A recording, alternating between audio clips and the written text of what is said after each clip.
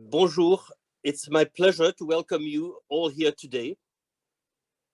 And I really thank you for joining the FAN Virtual Conversations, organized by FAN.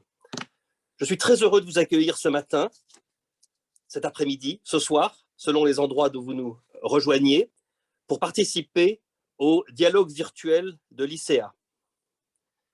Vous savez que l'ICA accompagne tous les professionnels à travers le monde. All the professionals throughout the world and follows them through different situations on their work area, but also in the society where our profession evolves. And it is the reason why we have a very special thought for our dear colleagues and the people of Ukraine who are subdued to a very particular situation. And it is a situation that the ICA has decided to accompany, like you all know. I am Henri Zuber. I'm Vice President of this program of the International Council of Archivists. And in this title, I would like to tell you how much FAN is at the center of our reflection in the organization, but also at the center of the material lifestyle. I can tell you that it is you, National Archivists, who are participating in this conversation. It is you who make the ICA live from a materialistic point of view and from an intellectual point of view with all our dear colleagues. So once again, thank you. Before jumping into the subject, I would like to remind you that we have 3 languages available to us today, and you have the possibility to select using the icon, the interpretation icon in the Zoom toolbar. You'll be able to access English language, French, and Spanish. You may find this toolbar at the bottom of your screen. Q&A function. Our panelists will aim to answer as many questions as they can after their presentations or discussions. If you experience any issues during the conversations, let us know in the Zoom Q&A or reach out to Teams on the emails provided in the Zoom chat. Notre première conversation, notre premier dialogue. Our first discussion, our first dialogue will carry on transforming and adapting to maintain a certain relevance.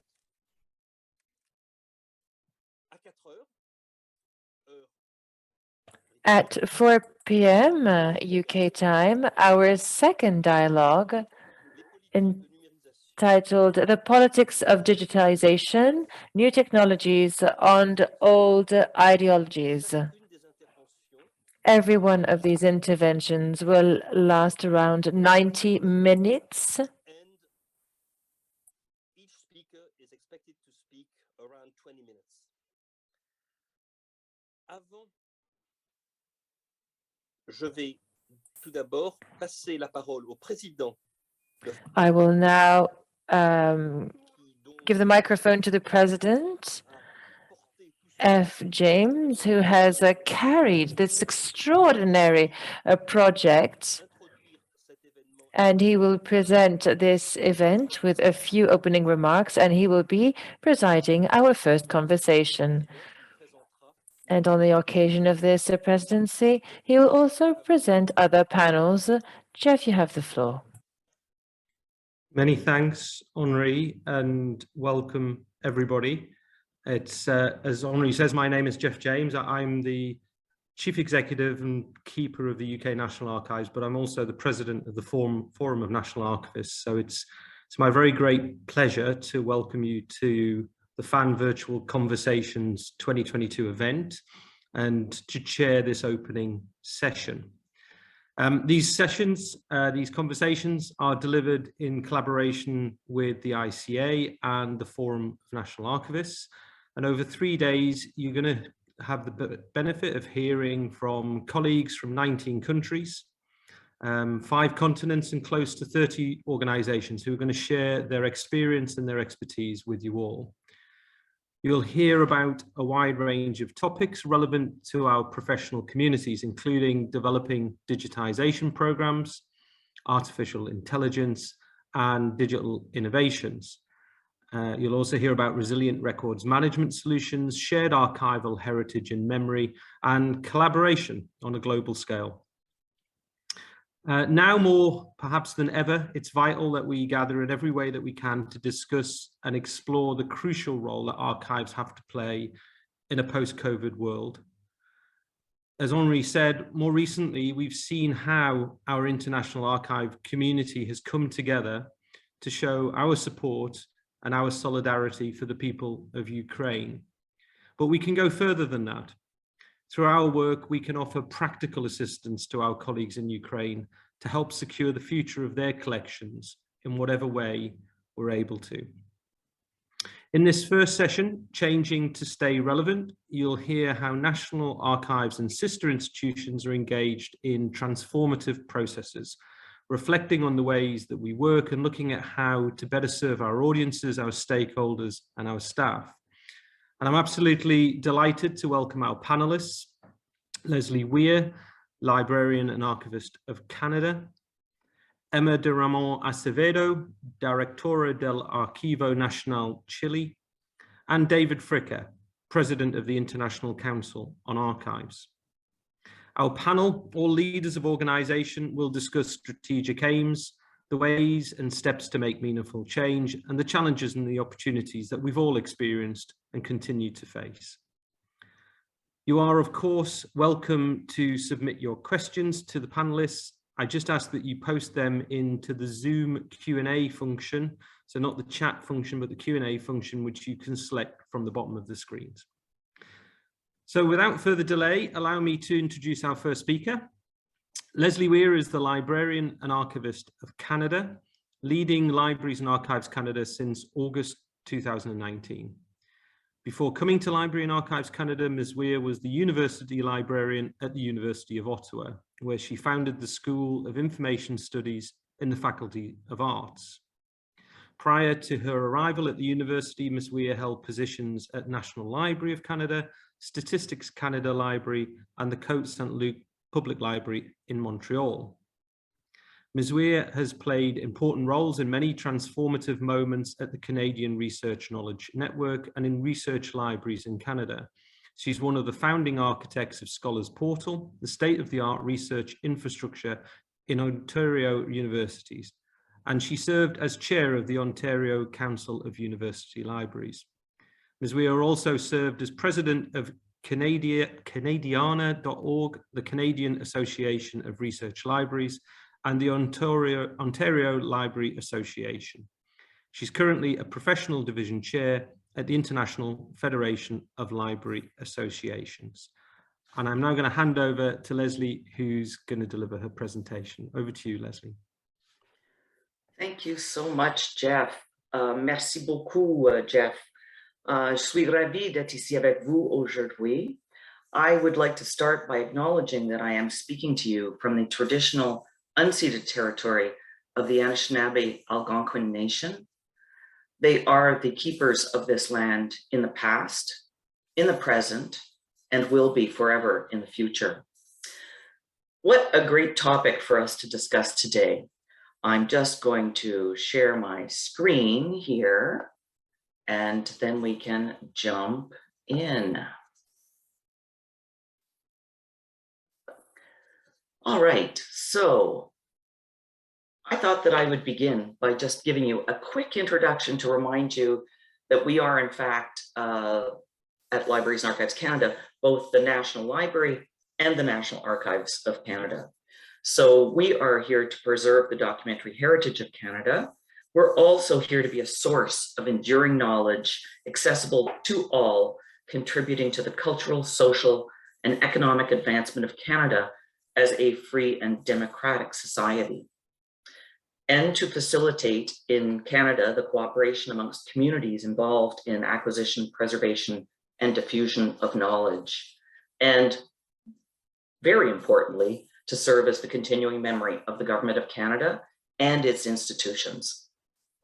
We have massive collections, as I'm sure many of you do, and in fact, they include more than 22 million books, 250 kilometers of documents, more than 3 million maps, 30 million photographs, 550,000 hours of audio and video recordings, 425,000 works of art, and the list goes on.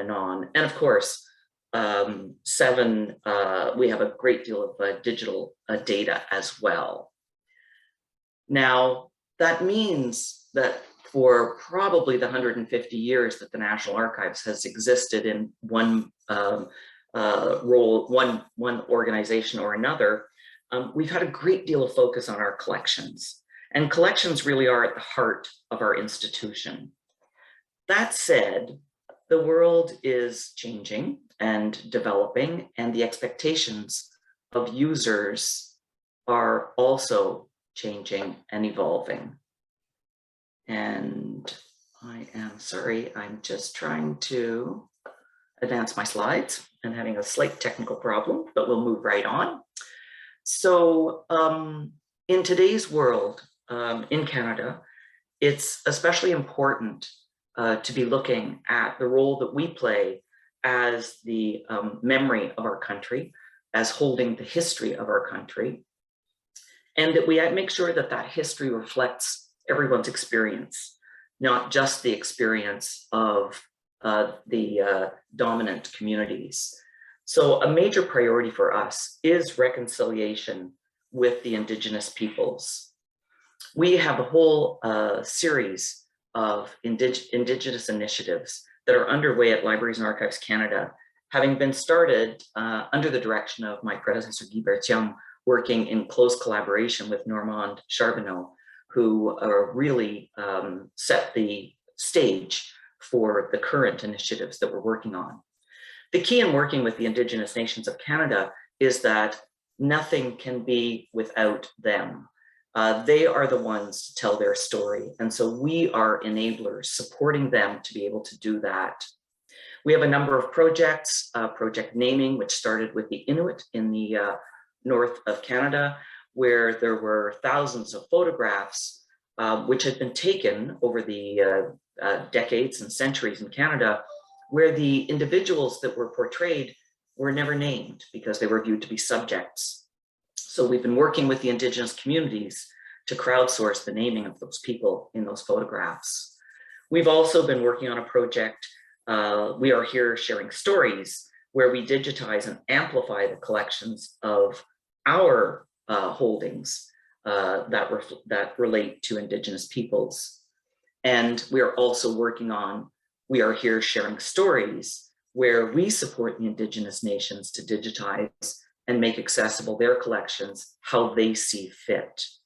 We have just launched a new ebook, Nations to Nations, which is in English, French, and numerous Indigenous languages, which were essays written by staff members at Libraries and Archives Canada about our incredible collections. We now have an Indigenous-led team that's helping us realize our Indigenous initiatives. And we have an Indigenous advisory circle made up of Indigenous leaders from across the country and from the First Nations, Métis Nation, and Inuit to advise us and to guide us on this path. We've developed an Indigenous Heritage Action Plan with 28 actions that we're committed to, and we'll be working in collaboration with the Indigenous communities to realize this plan. Now, at the same time, with this focus that we've had on collections, we now need to really think about how we connect with Canadians. We need to reach new audiences. Our traditional audiences remain extremely important to us. Academics, researchers, federal government departments, genealogists, historians, authors. But at the same time, we need to connect with youth, with children, with new Canadians, with entrepreneurs, with people interested in tracing their histories and seeing the experiences of their communities. We need to raise the awareness about our collections, and we need to look at new approaches to consultation. So we've struck a Youth Advisory Council. As I mentioned, we have an Indigenous Advisory Circle, and we're looking at engaging with other groups. We're also leveraging collaborations with libraries and archives across Canada, because while we do have offices across the country, we are not in every community in Canada, but we would like to be. And we can do that by working in collaboration with the archives that are in various different provinces and territories of Canada. We're also building a new flagship service building, which is expected to increase our numbers. Now, how do we actually raise our profile and provide access? We really do need to optimize our digital presence. We've been doing a lot of work on our web presence. We're also developing self-service options and tools for our users. We've developed a digital asset management system, and we're leveraging Preservica to support access to our digital collections. We're also doing large-scale digitization and web harvesting. We are looking at digital by default delivery, where our analog will still be available on site for consultation, but that we can reach many more of our users through digital. We're also having to adapt, like all of you, with COVID. And it really did create an impetus for us to change quite radically a number of our services and the way we approach things, looking at our online reference services, increasing our digitize on demand. We've been working in collaboration with national and international consortia to be able to capture and preserve COVID-19 themes. And we were thrilled to be the country of honor at the Frankfurt Book Fair in 2021. Of course, we had to do that mainly virtually, and we did a wonderful collaboration with the German National Library, doing a series of panels. We're also looking at ensuring that we're sustainable. We're part of the greening and the work to ensure that the world's environment is in fact sustainable.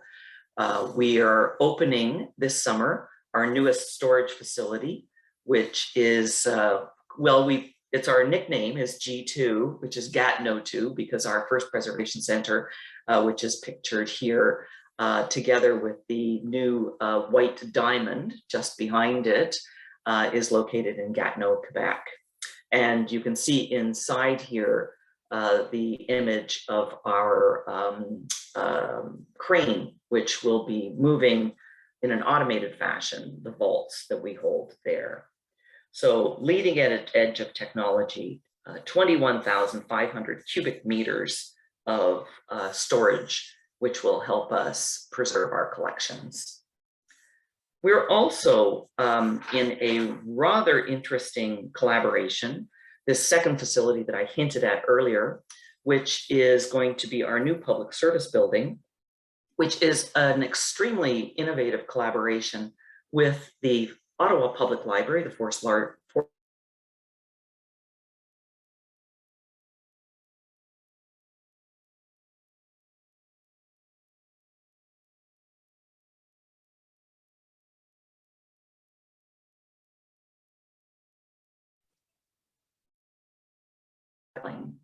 because of course archives and libraries are all about stories. This building, we've just broken ground. It will be opening in 2026. And we are looking at ensuring that we're ready for a radical increase in our visitation. We have about 30,000 in-person visits, many, many more virtually, but about 30,000 in-person visits to our main public service building at 395 Wellington, just down the street from Parliament Hill in Ottawa. But we're expecting 1.7 million visitors per year in this new facility. So this means that we really need to look at having a vision for moving forward and knowing where we're trying to go, where we want to take Libraries and Archives Canada, what we want to accomplish.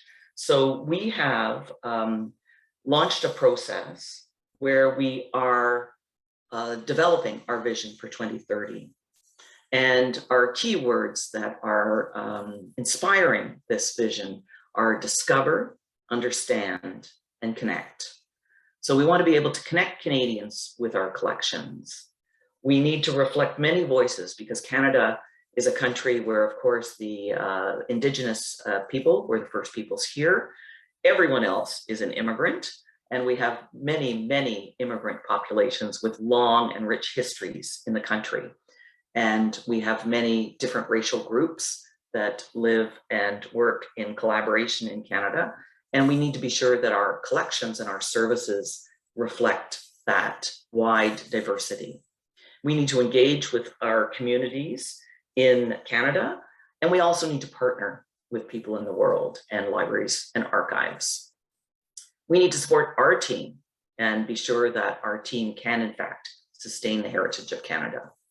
So how can we actually look at supporting all the change that's going on in our organization? We actually did create a transition team that supported us in this exercise. The process has been running for about 22 months. We're going to be launching our new vision in May, and the team will complete their mandate in June. We brought 7 people from across the organization to be dedicated to working on this transition team, representing the different groups in our team.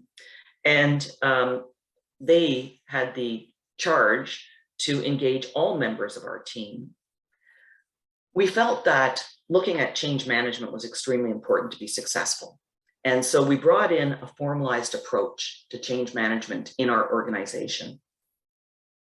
We actually had the 7 members of our transition team all certified as change management trainers. And they began by changing all Libraries and Archives Canada executives, our managers and our supervisors. And in fact, we are just completing a series of workshops offered to all employees of Libraries and Archives Canada. We are going to be creating a common language and a common understanding of how we approach change and how we manage change in our organization. Another tool that we're using in managing that change is looking at our organization, looking at the structure. We were organized very much as a government department. So many of you know Ramón Charbonneau, Deputy Librarian Archivist, former Deputy Librarian Archivist of Canada, my dear colleague, who supported me through the first almost 2 years of my mandate. And Ramón was responsible for all of the operations at our organization. So everything to do with libraries and archives. The rest of our management team was focused on communication, the corporate secretary role, the corporate services. And what we found was that the portfolio for operations was way too big. And in fact, the organization wasn't focused on our business of being the National Archives. So we reorganized in April of 2021, and we created 4 different sectors that we felt would enable our organization to be successful. So of course, the strategic direction, orientation, national and international relationship building comes from my office, the Office of the Librarian and Archivist of Canada. But critical to our organization are our sector heads. And we actually have 4 new sector heads in our organization. And we have Jasmine Bouchard, who's leading our user experience and engagement.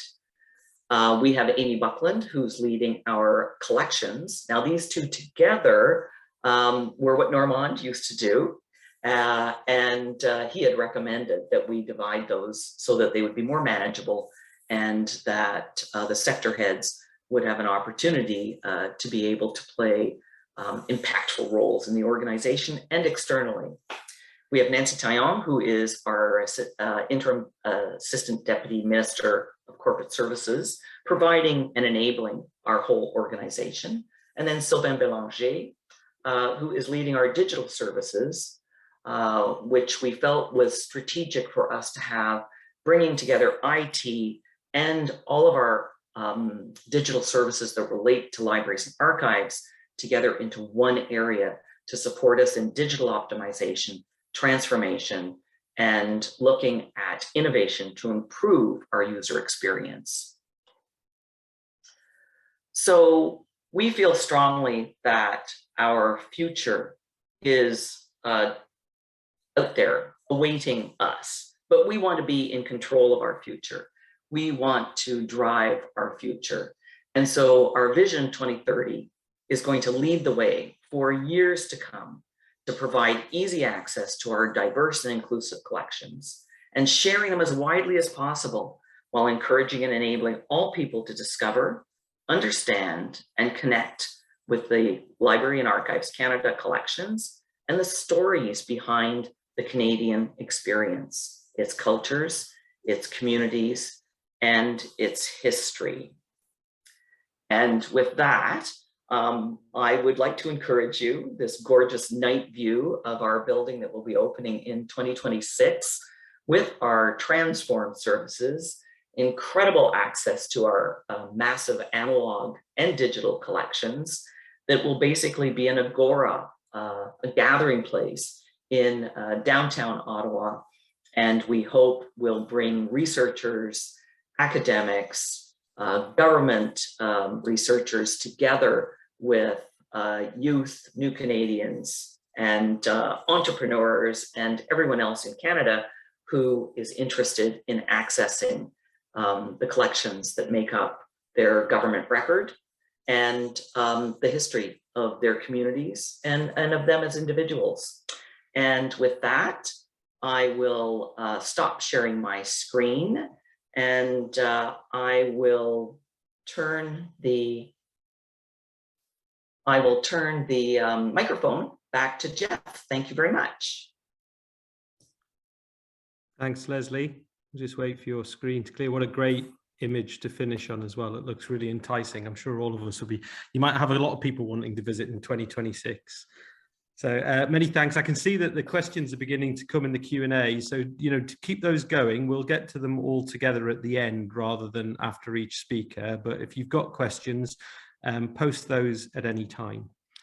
So I'm just going to introduce our second speaker now. Emma del Ramón Acevedo has a degree in Theory and Art History from the University of Chile, a degree in Aesthetics, and a doctor in history from the Pontifical Catholic University of Chile. Between 2005 and 2015, she was head of the Historical Archive, and from 2015 to the present, she's the director of the National Archive of Chile.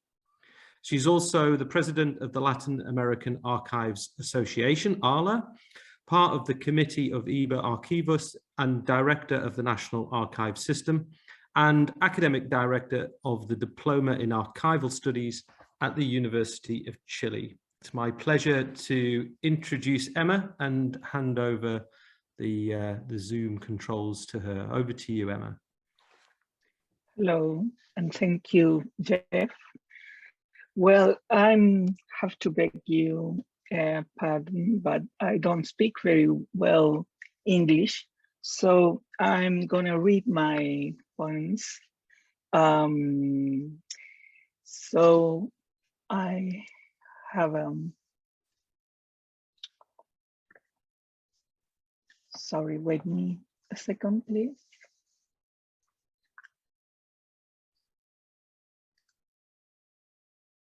There.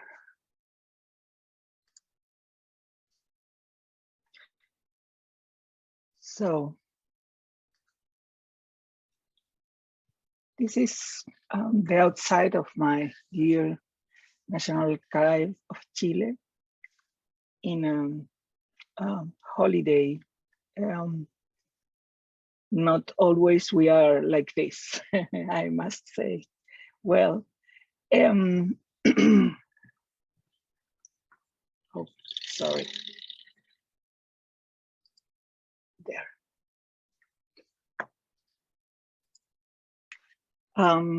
A brief insight to our journey so far.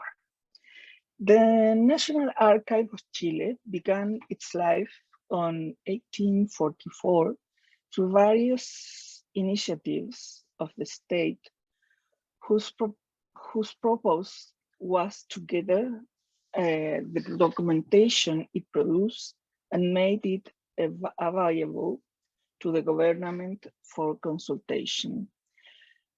Confused with statistics, geographic, and cartographic information, archive documentation did not have an independent and clear function until 1887, when the General Government Archive was organized under the wing of the Ministry of Education. The archive was fundamentally administrative and contrasted with the manuscripts section of the National Library, where the patrimonial and historical documentation was kept since 1862.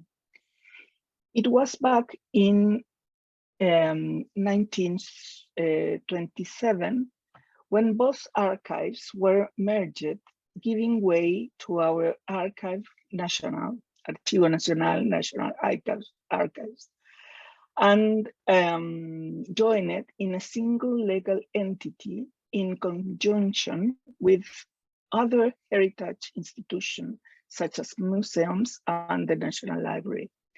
This gives our archive different characteristics from the archives as it depends of the public service, with its director who report to the minister. Until a few years ago, the Minister of Education, today the Minister of Cultures, Art and Heritage. The situation I found myself in 6 years ago when I assumed the direction of the National Archives was that of most Chilean heritage institutions. The archive is an old institution with traditional practices that are difficult to modify. There was little labor mobility. Many officials spent their entire professional lives in the same position, mechanically and uncritically repeating the functions that were established in the entry profile. It also had a very strong hierarchical organization culture, so few within the organization there to make decisions, take initiative, and encourage and facilitate teamwork to improve process. Many waited for instructions from their superiors like me before acting on any problem, fearful of retaliation or dismissal. Therefore, introducing much needed change has been in itself change, particularly during the past 6 years, when we have undertaken the road to digitalization. The environment outside our institution has also been paved with changes, mainly due to the little recognition of our role. The archival culture in Chile is very limited. As an example, I can mention that 5 years ago, I understood that Climate was more receptive to the creation of a postgraduate degree in archival science, which I'm proud to say still successfully running at the University of Chile. Before this, any professional studies had to be done outside the country, mainly in Spain. The success story means that with the first generation of a young archivist graduate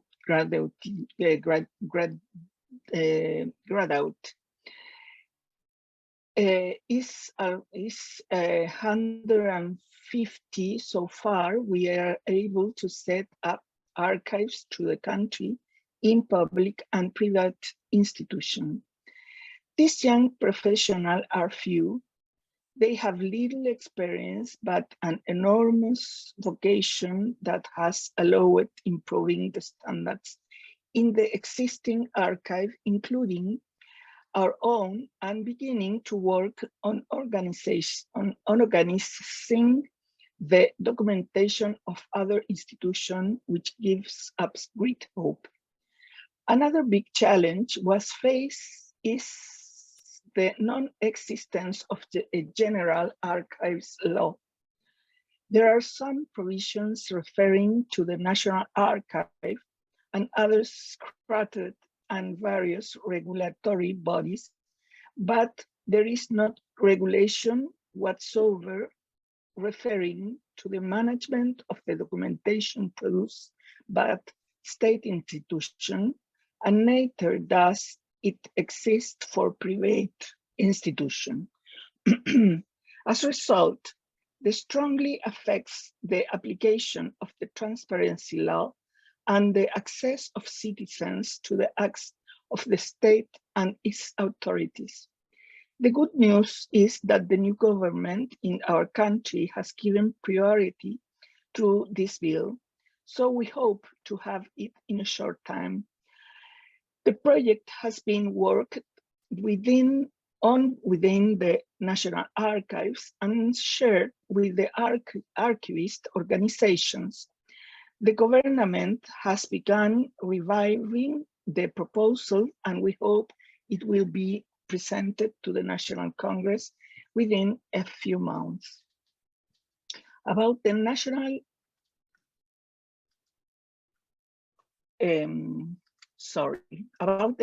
Archive of Chile.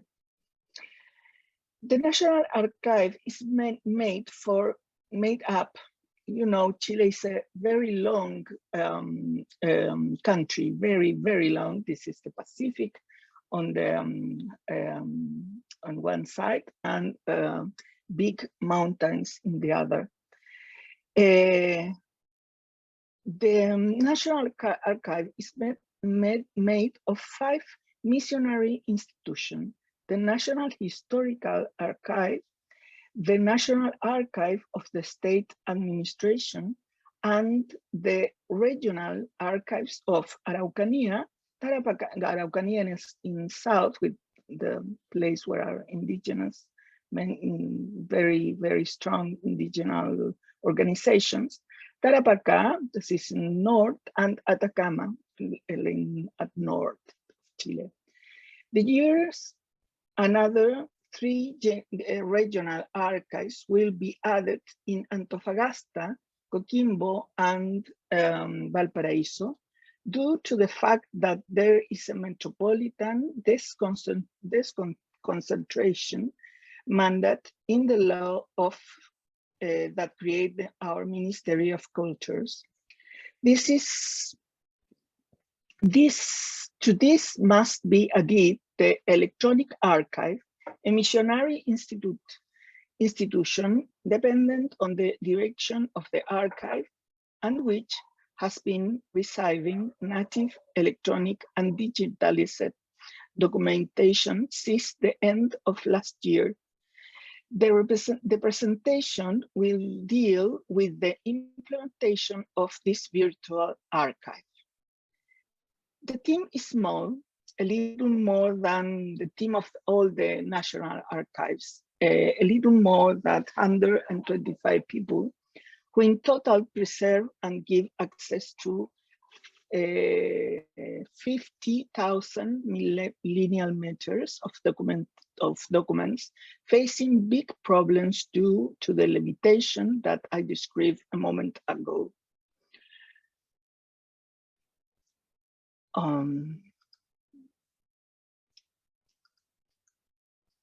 There. The external challenge. The project to modernize the National Archive with the aim of creating an electronic archive based on OI's standards arose from the verification of a series of factors that are as follows. Low transfer of public documents to the National and Regional Archives. In the absence of an archive law, the imposed sanction for the non-compliance with transfers it was difficult to improve the income ranges, but we must also admit to the fact that within our institutions, the mood was of acceptance of the status quo. As a consequence, the National Archives receives only the 7% of the transfer if it should have received. As a professional training of young archivists at a national level is still in its infancy, the majority of the state archives do not have an organization with archival criteria, which makes the transfer process very difficult. Another aggravating factor is the constant replacement of its officials, which further complicates the situation as we are forced to permanently repeat training to institutions and personnel that we assumed we already formed. The endemic lack of knowledge of the function and meaning of the archives on the part of the authorities, the services, and ministry leads to the scenario where nobody is tasked with improving the conditions and process to manage documents within their institution, and less so of the collection of documents. The much needed promulgation of the digital transformation law at 2021 inadvertently further complicated this scenario as it was implemented with unrealistic deadlines and lack of training to the people who needed to make it happen. We had to harvest a culture where computers should no longer be used only as typewriters, and all processing would have to be done online. At the same time, the law imposed a mandate to our National Archive to start receiving and storing digital files from the public and institution and when request providing electronic files to the public. However, we were lucky to be a step ahead as we had been working on this since 2017. The challenge inside the National Archive. Like any high impact project that introduces innovation to an institution accustomed for centuries to performing the same functions, the modernization project that would lead to the construction of an electronic archive caused enormous resistance, some of which continues to these days. Perhaps the biggest difficulty to many has been migrating from functions to process. While the functions are carried out alone under the watchful eyes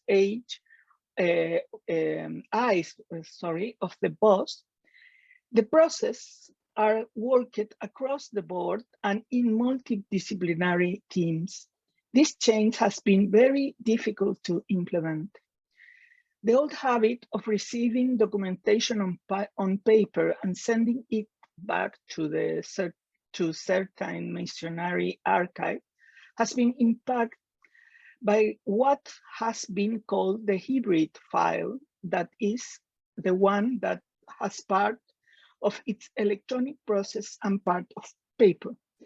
Naturally, the records are digitalized and inserted in the file, but a whole controversy arises regarding who keeps the original in paper. How can there be two deposits for the same file or documentary series? What is the gateway for these documents, the traditional archive, the electronic archive? How are the standards established for the traditional archive harmonized with those of electronic archive? all of this has required a dramatic cultural change from our personnel working alongside IT experts in need to first understand the DNA of our organization in order to carry their work. Observing and being part of this process has been very interesting as a leader of this transformation. Finally, we have to adapt to a small budget in relation to the great challenge we set for ourselves. Today, in addition, our resources have been impacted by the reductions derived from the COVID-19 pandemic and the economic crisis that we are facing worldwide. Sorry. Our vision. We want to become a regional model in the implementation of mechanisms and procedures for the long-term preservation of electronic records. We want to support, participate, and add value to the digital transformation of the state of Chile. We want to deliver a quality experience to the citizens in relation to the service offered by the National Archive. The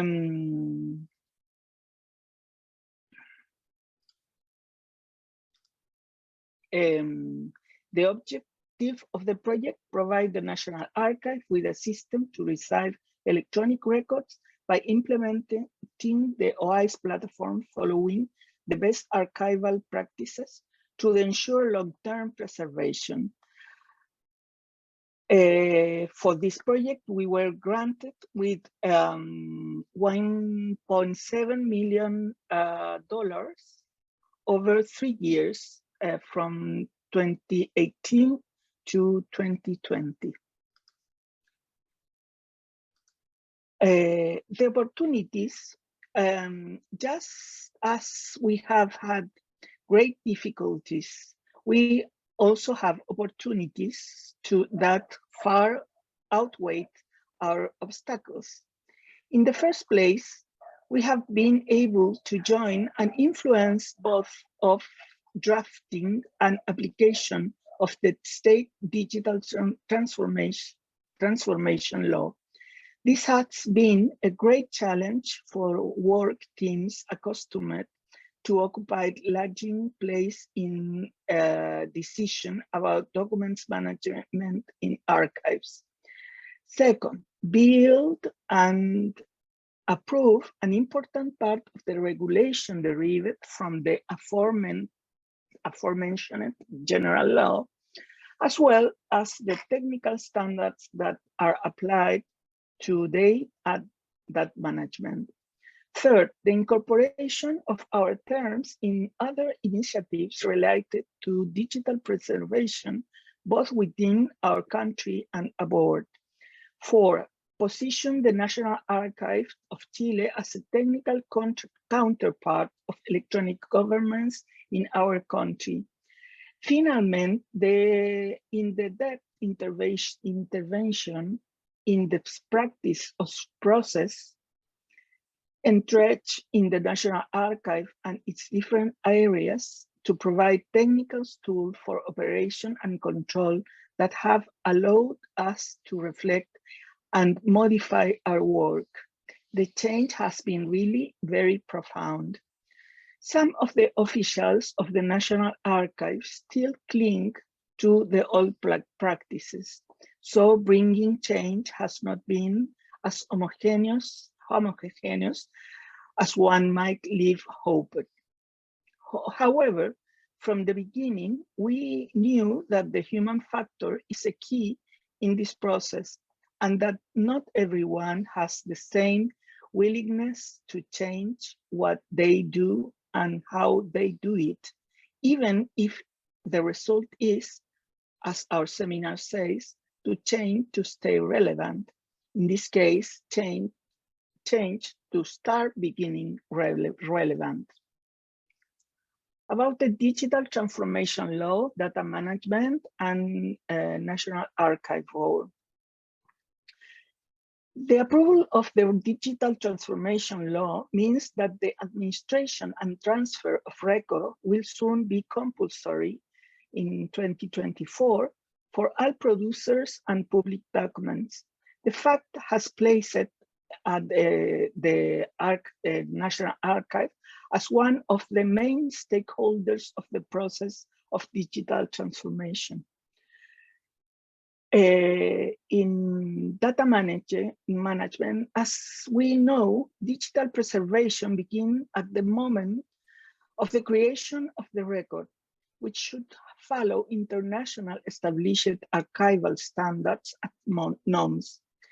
To that end, the National Archive has delivered a series of basic rules and procedures that tend to simplify the operation of producer in this understanding that the archival training is low or non-existent. Thus, with a very accessible language and many diagrams and definitions, we hope to coordinate with the 1090-20 state institution required to transfer electronic documents to us from 2024 onwards.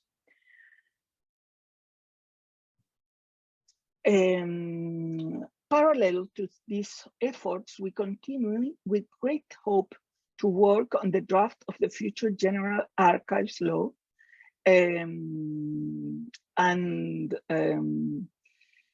that will allow us to manage from the National Archives to the enormous documentary heritage that we should protect. The Open Archive information system. We develop an evolutive OIS implementation following an agile methodology and strategy based on a modular architecture designed by the project team, following archival technical norms. In 2018, the focus was in the ingest process. In 2019, we developed a complete prototype, and in 2020, we were able to see the full deployment of the solution. The scheme is as follows. There is, I don't know if I can explain it, but anyone that knows the OIS system, this is, here is the producers, here is the storage about with some, with the following the ISO norms, and then the people, the citizens can access on the portal, the website of access. So we are now just receiving many documents, digital, native digital.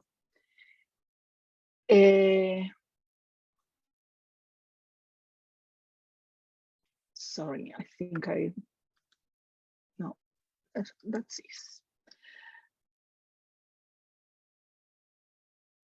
it. Well, this is the OIS-based system. The technological strategy has been approved and it is being implementing, as I said, archival procedures. The second version of a series of documents related to the archive procedures has been released, and it refers to records classification, appraisal, and transfer, among other activities.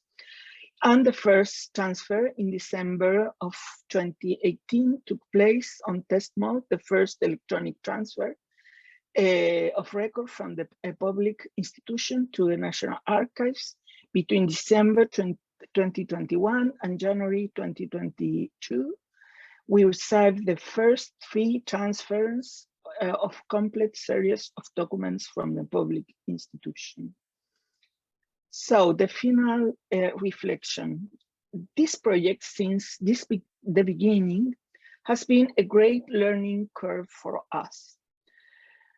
The one thing I take home is that it is easier to build a technological system than to change the mentality and habits of people, in this case, officials. It takes great conviction and strength in the leadership team to transform the way the majority work. Along the way, negative leaders emerge who drag their fans toward convictions that are antagonistic to the change that are taking place. In addition, there are all kinds of governance difficulties, from budget issues, policy changes, and unforeseen errors, among others. If you ask me, I never thought that aspect would be so difficult to overcome. A second point on this topic is that digital preservation is a constantly changing challenge. Therefore, the officials in charge require ongoing training in their specialty, joining networks and communities discussing best practices. The same with respect to the technologies applied to the OIs. It is a world that changes at speeds that we cannot even enumerate, so that the state authorities should be permanently supporting these 2 aspects with resources and the bureaucratic structure, and not always at the service of innovation and archival and transparency issues. Finally, this type of innovation places the archive in a position of visibility compared to other projects. This position can cause a lot of fear because of the precariousness of the governance structure, particularly in archives in developing countries like mine. We are free to take this challenge or not, but what we must be clear about at the beginning is that if we don't take it, other institutions will, leaving our National General Archive or General Archives as a repository of old papers, most of them patrimonial. It is not a bad future without a doubt, but we have to think about whether that what we want or not, it's in our hands. So I think that it's better archive like this and not just an old building. Thank you very much. Thank you, Emma. I'll just let you close your slide. Thank you very much. Fascinating. I think your final slide really kind of summed it up beautifully. So I'm going to move straight on to our final speaker. David Fricker was appointed president of the ICA in October 2014 and will soon complete his 2nd term in September 2022. Since 2015, he's been a vice chair of the UNESCO Memory of the World International Advisory Committee. He held the office of Director General of the National Archives of Australia for 10 years from January 2012. In this role, his focus was the whole of government transition to digital continuity in records and information management, expansion of preservation capability for paper, audiovisual and digital records, acceleration of the declassification of sensitive archival documents, and the exploitation of emerging technology to enhance the public's access to archival resources. As the principal policymaker for federal government records and information management practices, David has been an outspoken and influential champion of public administration based on transparency, on integrity and accountability. David is a professional member of the Australian Society of Archivists and a graduate of the Australian Institute of Company Directors. In 2015, he was made Knight of the Order of Arts and Letters by the Republic of France. David, over to you. Thank you very much, Jeff, and thank you also, Leslie and Emma. It's great to be on the panel with such a distinguished lineup of talent from the community of the ICA. Look, I'll follow in Leslie's example as well. I'm talking to you today from Canberra in Australia, and this is the traditional lands of the Ngambri and the Ngunnawal people, the First Nations of Australia. So in the language of the Ngambri, I say Naji in Jamali, Ngambri, Ngunnawal, Majiyang Yani Wu Jangu. That is to pay my respects to their elders past and present. And may I also extend my respects to all First Nations and Indigenous people joining us today and acknowledge their continuing contribution to the culture of humanity. Look, what I was thinking when we were looking at this topic of changing to stay relevant, I thought I might sort of complement my colleagues that have spoken before me and perhaps talk about outside the archival community and to sort of think about who our key constituents are in the broader business and government community, and to think about, well, what is going on out there? What is it we have to stay relevant for? You know, what are we doing within our own services and operations that we have, which are keeping pace with the changes going on in those communities that we serve? And I was sort of casting around and trying to sort of distill the key mega trends, if you like, around government and to some extent the corporate sector that are really determining the ways in which archives and records management professionals need to be adjusting the way we work to make sure that our value is appreciated and is being used. So what I think we have to stay relevant with come down to about 6 mega trends. One of them is that most managers, most C-level, if you like, managers, CEOs, directors general, etc., of organizations at the moment are still very motivated by the fact that they need to be a disruptor. What they need to do in their organization is to not change slowly, not to evolve the way that their business operates, but they need to be disruptive. They need to always stay one leap ahead of either what the public wants or indeed what their competitors want. And so this means that organizations require a rapid delivery of new products and services, and we have to acknowledge that there are fast changes in what the public wants. The next, and I'll return to these in a moment, the next megatrend, I think, is the workforce, the people that are being employed in our institutions within the ICA, within National Archives, but also all of the institutions of government and of business we are expecting to create and keep records that will one day become the archives of those communities that we serve. And so the workforce of today is coming from a very changing labour market. It's a very competitive labour market. There are skills shortages in almost all the countries in the world at the moment. And what we're finding is a changing pattern of employees whereby people wish to move from one job to another with a much higher frequency to compete, to keep taking on new challenges and taking on new jobs. Also, what we're finding is that the nature of work, the future of work is also coming under more and more scrutiny, more and more questions. So we are finding ourselves across government constantly redesigning jobs and thinking about post-COVID, what is the future of the workplace?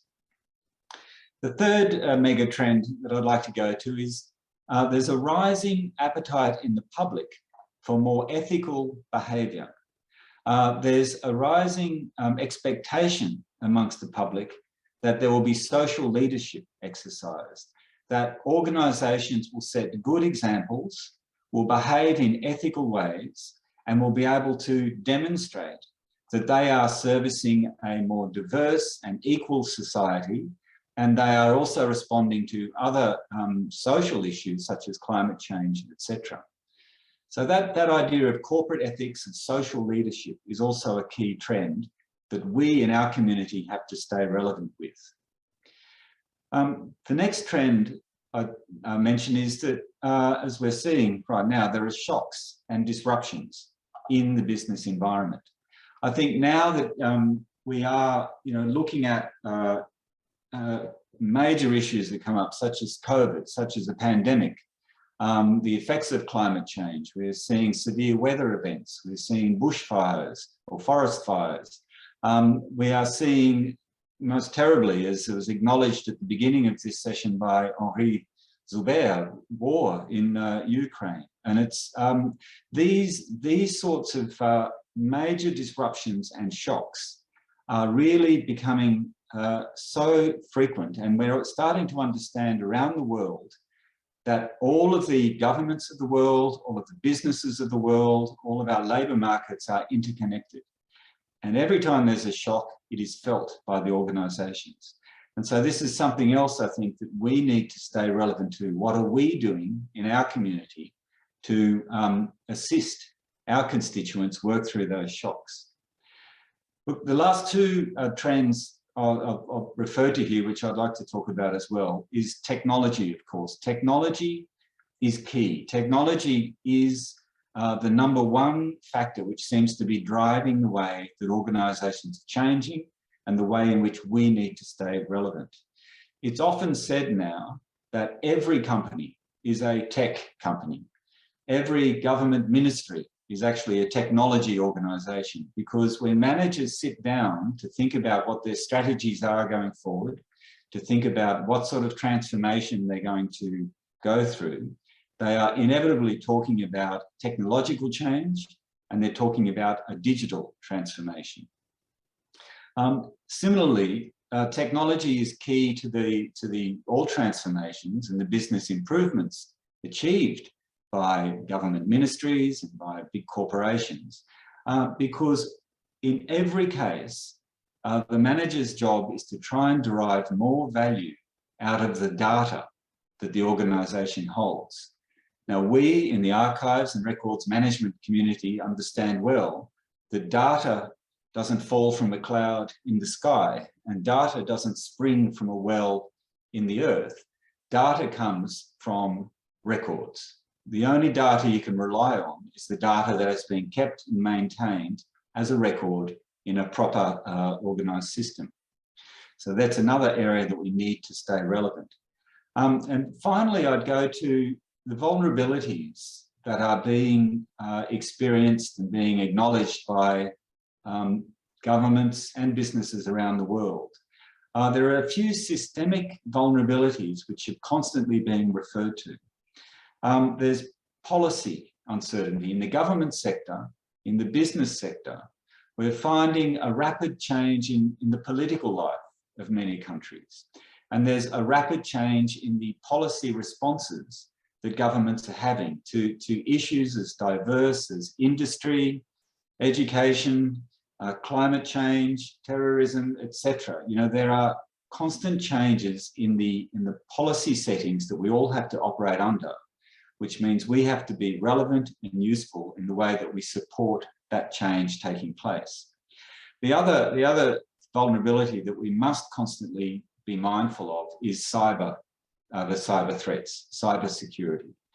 And we have to think carefully about what we are doing in the world of archives and records management to stay relevant to the vulnerabilities and the threats being presented through cyber activism, cyber terrorism, and the other cyber threats that occur. So those six, I think, for me, they are the top 6 trends at the moment that should be influencing the way that we in the archives and the records management community should be thinking about how we're changing the way we're operating, the way we're positioning ourselves as organisations, as national archives in particular, to make sure that we are being relevant, useful, and indeed advancing the operations of our constituents on all those fronts. Now, the first one I'd return to is around disruption and how every organisation needs to be disruptive in order to be a success. And I think here, what we need to be doing is constantly going back to, in a world of disruption, what are the only constant things? What are the things that you can count on still being required? Because in disruption, it means that, you know, customer tastes come and go, the needs of the general public may fluctuate in various areas. Technology comes and goes. The technology cycles in which technology is introduced, becomes obsolete and must be replaced, are getting faster and faster. But what is it? What is it that is maintained in perpetuity? What is the thing that continues to survive those generations of technology? Well, it's the information. It's the information which has been accumulated, from which useful data is being derived. That is the constant. And this is our domain. And this is why we, as an archives records management community, must constantly be promoting the long-term value of the record, because the record is being kept in a way and preserved in a way that it survives generation of change, and it is the information asset, the fundamental asset of any organisation upon which disruption can occur. So that's one area that we have to be saying we are an agent for change. We are an enabler of that disruption that your organisation has to have, because we can map and plan the way information is managed, the way records are maintained, which are an information asset to allow that disruption to occur. The next one I talked about was the workforce, the labour market, the people that create records. Now, one of the points that Emma just made in her presentation, that we all know that records have to be preserved from the moment they're created. We need to be enabling, and we need to be fostering an information culture across all of the employees in government, all of the people that work in those business enterprises that are creating the records that will one day be the invaluable archives of our societies. We need to be fostering that information culture that ensures that whatever the jobs are of the future, wherever the workplace is, whatever technology is being applied to do that work, the residual value of that work is the information that is created and recorded. And if it's kept in a record of authenticity, of integrity, of guaranteed provenance, all of those things we understand in the world of archives, then that is the ability that will allow the workforce of the future to keep changing, to keep redesigning jobs, to maintain that mobility of the workforce. But what is constant is the information that's being created by all that business activity being held in the record systems that we oversee, that we design, and being preserved in the archives as a resource for the future. So I do think that that's another area that we have to stay relevant in. We have to keep an eye on the changing trends occurring across employment, across the workforce, and the future of work. The next thing I pointed to was corporate ethics and social leadership. You know, I think it's remarkable to see how much, perhaps generated by the advancing use of social media and other public movements, but how much more important today social issues such as equality, such as human rights, such as climate change, all of these sort of social justice and social responsibility issues are being much more forcefully expressed by the general public. And any organisation, being government or non-government, more and more has to take a stand on social issues and demonstrate that they are behaving ethically, with integrity, with transparency, in order to maintain the public's trust. Here again, in terms of how we are changing to stay relevant, we have to make sure that all of the services we provide, that all of the policies that we issue, and the way that we maintain, preserve, and keep accessible records, we remind the general public that that is a fundamental part of transparency, integrity, and accountability. And it's a fundamental to upholding and respecting the rights and entitlements of individuals. And only through the proper administration and stewardship of records can any enterprise maintain its social standing and maintain a level of public trust. And so I think that's a trend that we need to be keeping a very close eye on across our community, is to make sure that we are maintaining our relevance to that growing social trend of demanding high levels of social leadership, corporate ethics across all institutions. The other one I was talking about was the shocks and disruptions. You know, we are seeing, it's now quite commonplace to see all organisations constantly dealing with a once in 100-year weather event, or otherwise the pandemic, or otherwise the breakdown of supply chains, the breakdown of all sorts of business interconnectedness through civil unrest, through acts of warfare, and other shocks and disruptions that are occurring across the world. And that means that what we need to be talking about in the archives world and the records world is that we exist as national institutions, and institutions that bring resilience to society. And I think this is another aspect of archives in particular that we need to be promoting in order to stay relevant to this world of constant change: resilience. Because any society, if it is to withstand a pandemic, if it is to withstand some form of civil unrest, if it is indeed able to recover from the terrible effects of war, it requires a social resilience. And resilience comes from a collective memory, and it comes from the ability to have your rights and your privileges recognised and respected. That's what resilience means. It's a strong cultural identity, individual and collective memory. This, as we know, can only come from having archives maintained and having those archives survive those shocks and disruptions to give the nation and the community resilience. So I think resilience is going to be an issue which is talked about more and more in the coming years and decades, as all of our nations, all of our societies need to withstand this constant barrage of what will be unexpected shocks. When I come to that next one of technology, you know, when I was saying technology is that trend, technology seems to be driving or fueling every change. We need to, in order for our community to stay relevant, for archives, records to remain relevant in a world of technology, we need to constantly remind ourselves and remind all of those communities that we serve that often when people are talking about technology, they're actually talking about data, because technology only has one use, really. It's information technology. It's producing information. And people talk about data as that reliable information upon which a decision can be made.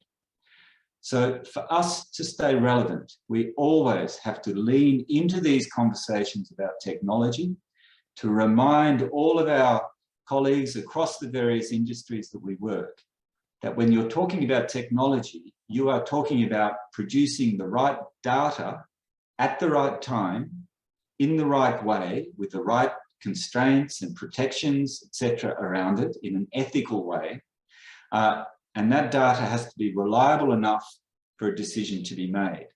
And I think for us to stay relevant in this field of technological change, we need to constantly be talking about technology means the production of data. The production of data requires a record to have been kept. And we need to stay right at the very forefront of that, because every organisation's success will depend on that organisation's ability to derive new meaning from the data that it holds. These data holdings in the digital world really are archives. That's the data you can rely on, is held in an archive. My final one, and I will come to a conclusion here, Jeff, is on the vulnerabilities. I mentioned this, the key area of concern to all of the constituents we serve. All management around the world at the moment who have any substantial information holdings at their disposal are constantly looking over their shoulder, worried about cyber security. And there are many, many companies making a lot of money at the moment selling solutions to make your cyber security and your cyber resilience strongest. For us to stay relevant in this world of information abundance, in this world of cyber threats, we have to be putting forward information management systems, archival systems that maintain the resilience of the information which is held. Because data which is obtained from an archive is the data that can be relied upon. You know, records produced by a national institution in particular should be and are the most reliable existences of those records and that information. So here again, I think in cybersecurity, we have to recognise that we are the fortresses, if you like, that can protect a nation's most precious information against cyber threats. And as I said earlier, because of that, as an institution for the nation, we can guarantee that level of resilience to the entire nation. So cybersecurity is a key area that we need to keep working on, to keep demonstrating our credentials in order for us to stay relevant. So look, in conclusion, they're my sort of takeaway messages. For us changing to stay relevant, it's seeing us as the foundation upon which disruption can occur for the development and the advantage of businesses and governments, that we can respond and support a highly mobile, fast-changing workforce because of the way that information can be managed and produced, that we can support the idea of social leadership and ethical behaviour through the proper management of records, and that we can provide that resilience which will protect nations and enable nations and communities to survive the shocks and disruptions which are becoming more and more commonplace in the 21st century. So I'll leave my remarks there, Jeff, so at least we have a few minutes left for Q&A, and I look forward to hearing the questions. Thank you. Thank you, David, and thank you to Leslie and Emma. If you can put your cameras on, Emma and Leslie, we'll go to the Q&A. We only have a few minutes, but I'm hoping there'll be a way for us to address all of the Q&A, even if we can't do it in the live session. So Leslie, the first two are for you, actually. So I don't know if you've seen them, but in the new organisation, who's in charge of records management? And can you share some of the change management challenges you've experienced, including making the case to funders, which is something we're all very keen to do. Yeah, thanks for that, Jeff.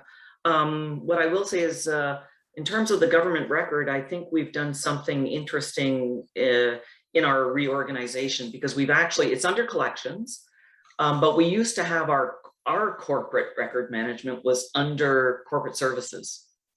And our role as the memory of government and the records management on behalf of 176 government entities was under operations and collections. So we brought them together so the theory works with the application. And I think it improves our understanding, and I think it improves our credibility when we are looking at encouraging government departments to, adopt certain standards or take certain approaches. On the change management question, what I'll say is, the key to change management is that organizations don't change, people change. And if you don't engage everyone in that change, then there will be people who are not, working together to support the organization to go in the direction that it wants and needs to go.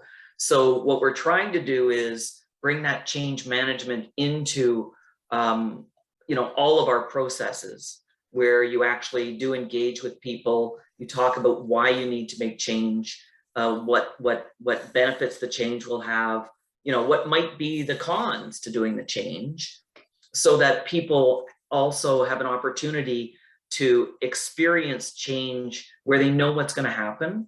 They know what is expected of them. They know what the role is.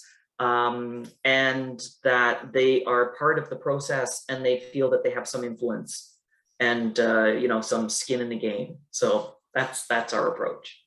Great, thanks. And there was a question later on for you and Emma, which about digital preservation software. I'm pretty sure you said you use Preservica, don't you? Yes, we do use Preservica. And in fact, we've been able to automate our digital ingest of records so that we've reduced our processing times by 90% using Preservica. Great. Okay. So Emma, I'm going to ask you the same question in a second, but there's quite a long question which basically finishes with the need to train state employees and how you're addressing that moving forward, whether you're doing any outreach or training measures to educate those people who are part of that move from physical to digital. So perhaps you can answer both of those together, Emma, if you mind.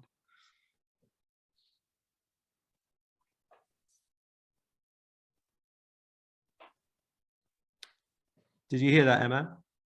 You're on mute, I think. Oh, there you go.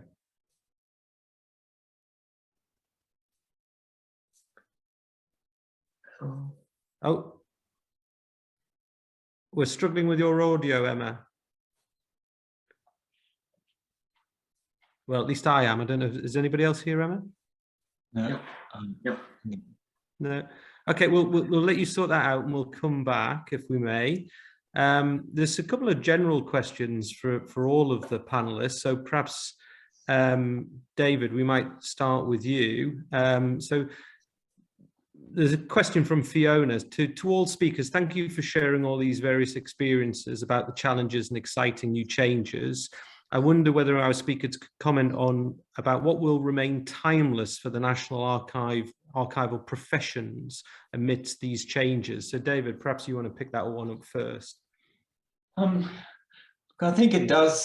Thanks, Fiona. I think for me, it is, and it's about this discussion staying relevant, you know, through times of change. And what is remaining timeless is that societies, through periods of rapid change, of perhaps frightening change. In fact, let me use COVID as an example. I think that, you know, many nations, Australia included, took the approach once COVID sort of first appeared, we closed the borders, you know, to try and keep that virus out of the country. And so inside the country, we're all sort of living isolated and separated lives. But you know that won't last long. The only thing that will allow a nation to survive something like COVID is to get immunized, is to be vaccinated. You need resilience. You need to live with it. You know, you can't keep it off away from your shores. And I think this is the timeless aspect of the National Archive or the archival profession, is that we are the ones, as information becomes more and more abundant, good information, misinformation, disinformation. I think what will be timeless about our profession is that we will be the trusted provider of authentic memory. Now, you know, it may be bad memory, good memory, but it'll be authentic. And I think in the rapid changes of technological cycles and the different ways that people consume information, produce information, what's timeless is archivists are the ones that can produce authentic memory. And that for me comes to my main theme is resilience, individual resilience, national resilience. So that for me is the key. Thank you, David. Emma, I don't know whether we've managed to sort your technology challenges out. Are you able to speak to us? No lo sé. Yeah, that's great. Yeah. Wonderful. So Emma, should we give you the last word? As I said, there was, did you hear the question that I posed before? Sí. Yeah, so would you like to reflect on that? And if you've got anything further to add to what David just said, I think we'll give you the last word and then we'll bring the session to a close if we can. Respecto a las preguntas que me hicieron, nosotros trabajamos con Archivística y realmente, bueno, el tema de las personas es aquí la clave de los archivistas, y es una profesión que está sometida en este momento a cambios realmente muy grandes que producen mucho temor y mucha angustia en nuestros trabajadores. Y para eso, por lo menos en nuestro caso, coaching, gestión del cambio en grupos de a uno, ha sido muy difícil, realmente muy difícil. Gracias. Thank you, Emma. Many thanks for that. So I'm sorry we didn't have more time for the Q&A, but those sessions, those presentations from our speakers were excellent and we didn't want to cut them short. So I just want to thank Leslie, Emma and David. Thank you all again for some fascinating insights and for your contributions today. Just a gentle reminder that the last session of today starts at 4 p.m. British Summer Time. It's called The Politics of Digitization, New Technologies on Old Ideologies. And the session promises to be an engaging roundtable conversation, which is going to be chaired by Emma de Ramón Acevedo. We're definitely getting our money's worth out of Emma today. So many thanks, Emma. As ever, I just want to thank our interpreters. So many thanks for your services today and throughout the FAN event, and to the close on 100 people who joined today's conversations from all over the world, you know, whether it's very early in the morning or very late at night, wherever you are, many thanks for joining the discussion. We are going to make sure that we capture all of the questions from the Q&A. So don't worry if your particular question we weren't able to get to in the session. We're going to capture those and we're going to be sharing those with participants after the event. So finally from me, have a look at the link in the Zoom chat for a reminder about more of the FAN virtual conversations that are going to be taking place over the next day or two. Many thanks. Wherever you are, take care of yourselves and your loved ones in these very difficult times, and many thanks for joining us for this first session today. And again, my thanks to David, to Leslie and to Emma. Take care, everybody. Thank you, Jeff. Thank you. Bye. Bye-bye.